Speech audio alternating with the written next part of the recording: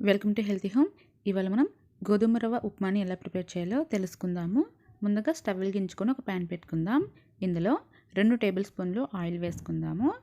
Oil కొద్దిగా వేడెక్కిన తర్వాత అర స్పూను ఆవాలు, అర స్పూను మినపప్పు, అర స్పూను జీలకర్ర, 1 స్పూను శనగపప్పు వేసుకొని ఫ్రై చేసుకుందాము.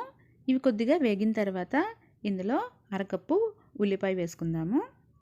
తర్వాత 4-5 పచ్చిమిర్చి, ఒక రెమ్మ కరివేపాకు వేసుకొని ఉల్లిపాయలు మనకి పచ్చివాసన పోయేంత వరకు వేయించుకుందాము.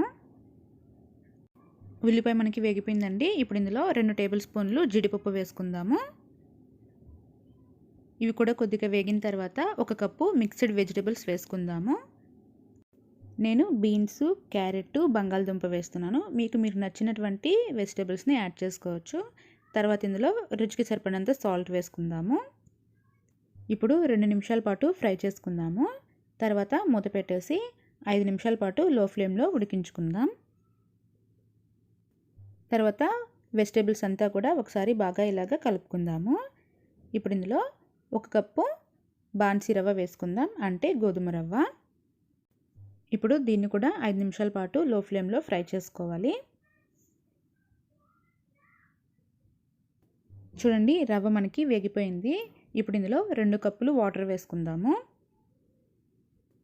ఇప్పుడు ఉండలు లేకుండా బాగా మిక్స్ చేసుకుందాము. ఇప్పుడు ఒకసారి సాల్ట్ని చెక్ చేసుకొని వేసుకుందాం. తర్వాత మూత పెట్టేసి 5 నిమిషాల పాటు ఉడికించుకుందాము. 5 నిమిషాల తర్వాత ఒకసారి మూత తీసుకొని బాగా మిక్స్ చేసుకొని మరొకసారి మూత పెట్టుకొని మరొక 5 నిమిషాల పాటు ఉడికించుకుందాం. ఇప్పుడు మూత తీసుకొని బాగా మిక్స్ చేసుకుందాము.